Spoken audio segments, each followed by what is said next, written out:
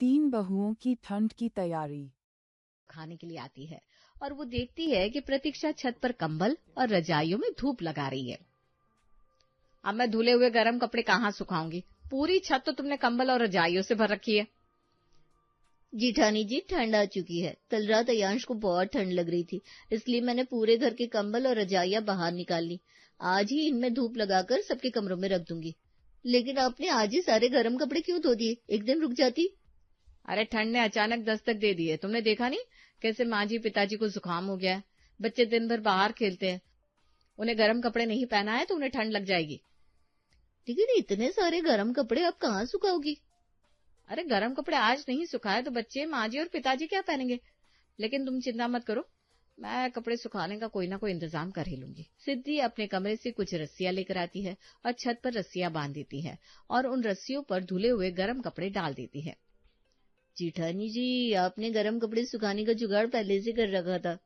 अरे तुम तो जानती हो, बड़ी बहू होने के नाते मुझे पूरे परिवार की देखभाल करनी पड़ती है।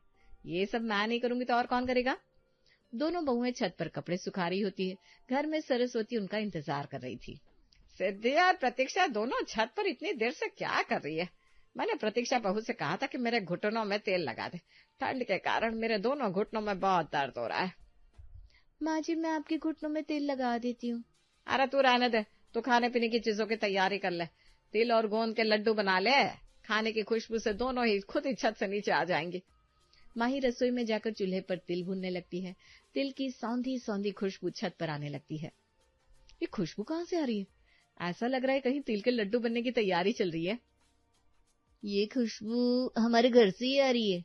माही तिल के लड्डू बना रही होगी, हमें नीचे चलकर उसकी मदद करनी चाहिए। दोनों बहुएं नीचे आती है और सीधी रसोई में जाती है। आ गई आप दोनों, लड्डू बनाने में मेरी मदद कर दो। माही, हम तुम्हारी मदद करने ही तो आए। वैसे भी हम छत पर गर्म कपड़े सुखा रहे थे, भुने हुए तिल की खुशबू हमें यहाँ तक खींच लाई। माही, तुम तिल के लड्डू बना लो, मैं गोंद के लड्डू बना लेती हूँ। प्रतीक्षा भाभी, आपको माँ जी ने बुलाया है, उनके घुटनों में बहुत दर्द है। प्रतीक्षा, तुम माँ जी के घुटनों में तिल की मालिश कर देना, मैं गोंद के लड्डू बनाने की तैयारी करती हूँ। ठंड को मात देने के लिए तीनों बहुएं अपनी अपनी जिम्मेदारी संभाल लेती है। तभी बड़ी बहू सिद्धि की बेटी नेहा वहां आती है। माँ, मुझे बहुत ठंड लग रही है। सिद्धि देखती है कि नेहा के कपड़े पानी में भीगे हुए थे। अरे तेरे कपड़े तो पानी में भीगे हुए हैं, ठंड तो लगेगी ना। अयांश कहाँ है? अयांश बाहर खेल रहा है। सिद्धि घर से बाहर जाती है तो देखती है अयांश पौधों में पानी डालने वाले झरने से नहा रहा होता है। सिद्धि दोनों बच्चों को घर के अंदर लाती है और उनके कपड़े बदलती है। तीनों बहुएं घर के दूसरे काम में लग जाती है। खाना बनाकर सबको खिलाने के बाद, मैं तो बहुत थक गई हूँ, थोड़ा आराम कर लेती हूँ। सिद्धि और माही लड्डू बनाने में व्यस्त होती है। कब शाम हो जाती है उन्हें पता ही नहीं चलता। आज शाम की चाय नहीं मिलेगी क्या? ठंड के मौसम में 5 बजे शाम को चाय मिल जानी चाहिए। तभी माही चाय लेकर आती है। चाय बन गई है पिताजी, और साथ में पकौड़े भी बनाए हैं। चाय और पकौड़ों के साथ ठंड का पूरा आनंद उठाइए। तिल और गोंद के लड्डू बने के नहीं? माँ जी, मैंने और सिद्धि भाभी ने मिलकर तिल और गोंद के लड्डू बना लिए हैं, लेकिन लड्डू के साथ चाय फीकी लगती ना, इसलिए मैं लड्डू लेकर नहीं आई। अरे लड्डू तो बने ही है खाने के लिए, लेकिन चाय के साथ पकौड़े ही अच्छे लगते हैं। सिद्धि भी नींद से जाग जाती है और घर के सभी सदस्य चाय पीते हैं। उसके बाद तीनों बहुएं रात के खाने की तैयारी में लग जाती है। माँ जी, आज रात के खाने में क्या बनेगा? अरे ठंड में तो खाने का मजा ही अलग है। हरी पत्तेदार सब्जियां, गाजर, मटर खाने के लिए कितनी चीज है। आज खाने में मटर की कचौड़ी और आलू की सब्जी बना लो, और मीठे में गाजर का हलवा बना लेना। बाजार में ताजे ताजे गाजर मिल रहे थे तो मैंने 2 किलो गाजर खरीद लिया है। ठीक है पिताजी। घर में जैसे ही ठंड की मौसम का स्वागत हो रहा था, तीनों बहुएं खाना बनाने लगती है। इन सब में कब रात हो जाती है किसी को पता ही नहीं चलता। सारे काम निपट जाने के बाद जब करके सारे लोग अपने अपने कमरे में सोने जाते हैं। माँ, मेरे मोजे कहाँ रखे हैं? मुझे मोजे पहना दो। तभी सिद्धि को याद आता है कि उसने छत पर कपड़े सुखाने के लिए डाले थे। सभी के स्वेटर, मोजे, टोपियां, दस्ताने तो छत पर ही रह गए। अरे सारे कपड़े वापस से गीले हो गए होंगे। उसी समय सरस्वती आवाज लगाती है, प्रेरणा बहू, मेरा कंबल तो ला दे। कंबल और रजाइयां तो छत पर ही रह गई। अब तक तो वे ओस की बूंदों से गीली भी हो गई होंगी। दोनों बहुएं छत की ओर भागती है और देखती है कि सच में सारे गर्म कपड़े, कंबल और रजाइयां ओस के कारण गीली हो गई थी। सिद्धि भाभी, अब हम क्या करेंगे? माँ जी को क्या जवाब देंगे? अगर उन्होंने कंबल नहीं ओढ़ी तो उन्हें ठंड लग जाएगी। मुझे तो कुछ समझ में नहीं आ रहा प्रेरणा कि मैं क्या करूं। घर के काम में हम सारा दिन ऐसे उलझे रहे कि गर्म कपड़े, कंबल और रजाइयों का ध्यान ही नहीं रहा। अब माँ जी को तो सच बताना ही होगा। हाँ, अब वही कोई रास्ता निकालेंगी। दोनों बहुएं गीले कपड़े, कंबल और रजाइयां लेकर छत से नीचे आती हैं। प्रेरणा बहू, ला मुझे कंबल दे दे बेटा। प्रेरणा बहुत घबरा जाती है। माँ जी, वो कंबल ना उसके कारण गीली हो गई है, मुझसे गलती हो गई माँ जी। अरे इसमें इतना परेशान होने की क्या जरूरत है? मैंने बेड के नीचे और कंबल रखे हैं, उन्हें निकाल ले। प्रेरणा सरस्वती का बेड खोलती है जिसके अंदर 2 कंबल रखे थे। माँ जी, इसमें 2 ही कंबल है, इसमें आपका, पिताजी और दोनों बच्चों का काम कैसे चलेगा? माँ जी, हम तो आज बिना कंबल के काम चला लेंगे, लेकिन 2 कंबल में 4 लोगों का काम कैसे चलेगा? बहू, एक कंबल मैं और अयांश ले लेंगे और दूसरे कंबल में सरस्वती और नेहा सो लेंगे। हाँ, ये सही रहेगा। इससे 2 कंबल में 4 लोगों का काम भी हो जाएगा। दूसरे दिन दोनों बहुएं सिद्धि और प्रेरणा छत पर बैठकर कपड़े, कंबल और रजाइयों में धूप लगाती है। आज फिर दोनों गायब है। सिद्धि और प्रेरणा कहाँ चली गई दोनों? माँ जी, वो कल उसकी वजह से गर्म कपड़े, रजाइयां और कंबल गीली हो गई थी ना, इसलिए आज दोनों छत पर उन्हें सुखा रही हैं। माही का पति तरुण जोर जोर से खांस रहा था। आपको इतनी खांसी हो रही है, मैं पानी गर्म कर देती हूँ, गरारे कर लीजिए, आपको आराम मिलेगा। माही तरुण को पानी गर्म करके देती है, जिसे गरारे करने के बाद तरुण को थोड़ा आराम मिलता है। जिसके बाद माही उसके लिए अदरक का रस निकालकर उसमें शहद मिलाकर उसे खाने के लिए देती है। ये लीजिए। ये क्या है माही? ये देसी दवाई है, इसे खाने से आपकी खांसी जल्दी ठीक हो जाएगी। तरुण माही की बनाई हुई देसी दवाई खाता है। घर के सभी लोग तिल और गोंद के बने लड्डू भी खाते हैं। कुछ देर बाद, तुम तीनों ने ठंड से लड़ने का काफी इंतजाम कर लिया है। देसी दवाई और लड्डू खाने से तो मुझे काफी आराम मिल गया। लड्डू बने भी है बेहद स्वादिष्ट। धीरे धीरे ठंड बढ़ती जा रही थी। पूरा परिवार रजाइयों में दुबक जाता है, लेकिन उन्हें ठंड से फिर भी आराम नहीं मिल रहा था। लगता है इस बार ठंड हर साल का रिकॉर्ड तोड़ देगी। मेरी तो जान निकली जा रही है। मैंने तुम तीनों को पहले ही कहा था कि ठंड से बचने की तैयारी कर लो, लेकिन तुम तीनों ने लड्डू बनाकर और गर्म कपड़े धोकर अपनी अपनी जिम्मेदारियों से फुर्सत पा ली। सिद्धि कहाँ है? बुलाओ उसे मेरे पास। मैंने उससे कहा था कि ठंड से बचने की पूरी तैयारियों की देखरेख तू करेगी। माँ जी, सिद्धि भाभी घर पर नहीं है, वो किसी काम से बाजार गई है। इस वक्त इससे बड़ा काम और क्या हो सकता है कि हमें ठंड का मुकाबला करना है। तभी सिद्धि बाजार से आती है और उसके हाथ में ढेर सारे पैकेट होते हैं। माँ जी, मैं आ गई हूँ। मैं ठंड से बचने का इंतजाम करने ही तो गई थी। ये देखिए, घर में पहले से ही 2 हीटर पड़े थे जो खराब हो गए थे, उन्हें ठीक करा कर लाई हूँ। इसके अलावा 2 हीटर और खरीद कर लाई हूँ। अब हमारा घर गर्म रहेगा। सिद्धि जल्दी से एक हीटर लगाकर उसे ऑन कर देती है। थोड़ी देर में कमरा गर्म हो जाता है। हाँ, अब जाकर राहत मिली है। माही रसोई में मूंगफली भूनती है। वो गर्म मूंगफली के साथ गुड़ लाकर सबको खाने के लिए देती है। ठंड में गुड़ के साथ गरम मूंगफली खाने का मजा ही कुछ और है। ये लीजिए, आप सब गुड़ और गरम मूंगफली खाइए, इससे ठंड दूर होगी और शरीर भी तंदुरुस्त होगा। घर के सभी सदस्य मूंगफली और गुड़ का आनंद लेते हैं। घर में एक दिन अचानक बुआ जी आ जाती है। आओ आओ राधा, बिल्कुल सही समय पर आई हो। हमारी तीनों बहुओं ने ठंड का मुकाबला करने की पूरी तैयारी कर ली है। अच्छा किया राधा, तू यहाँ आ गई। दामाद जी को भी साथ ले आती। भैया उन्हें काम से कहाँ फुर्सत। मैंने कहा था कि कुछ दिन के लिए मेरे साथ भैया के घर हो आओ। कहने लगे ठंड का मौसम है, इस समय काम कारोबार अच्छा चलता है, अभी काम छोड़कर कहीं भी गया तो बड़ा घाटा हो जाएगा। राधा के पति मोहन की फैक्ट्री थी जहाँ रजाइयां बनती थी। तीनों बहुएं राधा की खातिरदारी में लग जाती हैं। बुआ जी, ये लीजिए, गर्मा गर्म कॉफी पीजिए। मैंने सबके लिए कॉफी बनाई है, साथ में ये तिल और गुड़ के बिस्किट भी है। बुआ जी तिल और गुड़ के बिस्किट खाती हैं। तिल और गुड़ के बिस्कुट बड़े स्वादिष्ट, कहाँ से मंगवाया? अरे ये बिस्किट माही ने अपने हाथों से बनाया है। मैं भी घर जाकर ऐसे ही बिस्कुट बनाऊंगी। माही बहू, इस बिस्किट की रेसिपी मुझे बता देना। ठीक है बुआ जी। तीनों बहुएं खाने की तैयारी में लग जाती है। तीनों रसोई में जाकर मक्के की साग बना रही थी। सिद्धि मक्के की साग को कुकर में उबालती है। मक्के की साग की खुशबू आ रही है। लगता है आज खाने में मक्के का साग बन रहा है। सर्दियों में मक्के का साग शरीर को गर्माहट देता है।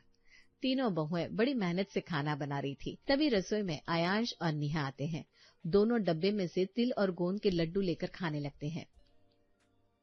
कितना अच्छा लग रहा है ना, दोनों बच्चे घूम घूम कर लड्डू खा रहे हैं। हाँ, लेकिन लड्डू जल्दी खत्म होने वाले हैं प्रेरणा। खत्म कैसे नहीं होंगे, लड्डू बने ही इतने टेस्टी। जिसे एक लड्डू खाना है वो 2 लड्डू खा रहा है। हमें जल्दी ही और लड्डू बनाने होंगे।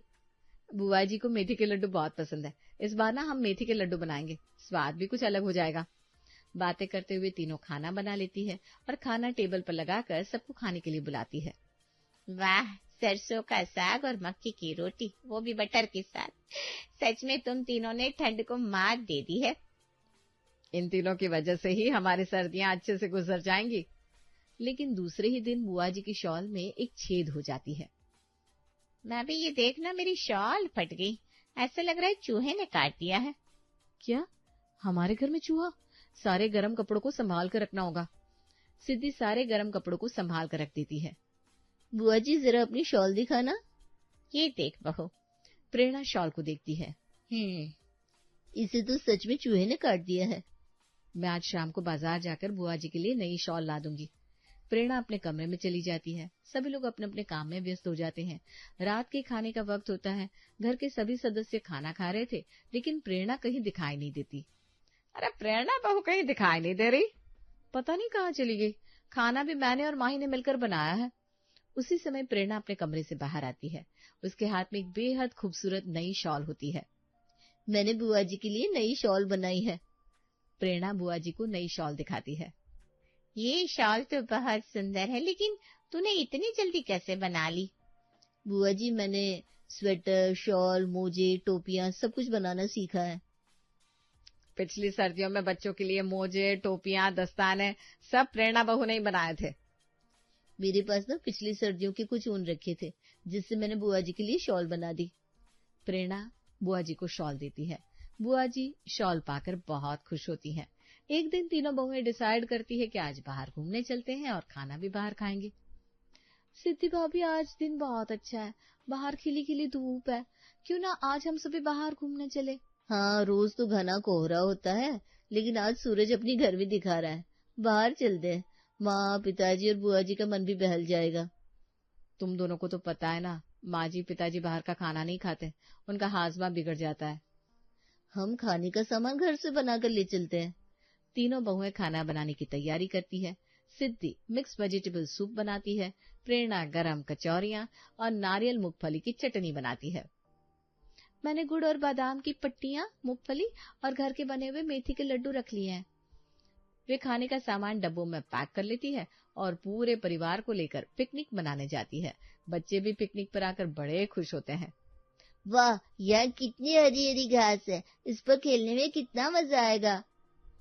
आयाश, हम यहाँ फुटबॉल खेलेंगे। दोनों बच्चे खा पी कर फुटबॉल खेलने लगते हैं। बड़े भी उनका साथ देते हैं। ठंड के दिनों में शरीर को धूप लगना भी बहुत जरूरी होता है। मैं तो कहती हूँ सप्ताह में एक बार अपने परिवार के साथ ऐसी खुली जगह पर जरूर आना चाहिए। सब लोग एक साथ मिल बैठकर बातें भी कर लेंगे और एंजॉय भी हो जाएगा। बुआ जी ठीक कह रही है, अब सर्दियों तक हम हर संडे यहाँ आया करेंगे।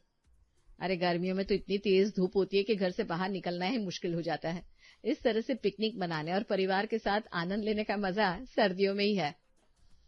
भला हो सर्दियों का, हम सर्दियों में इकट्ठे तो हो जाते हैं, वरना बाकी दिनों में सबको अपने अपने काम से फुर्सत ही नहीं मिलती।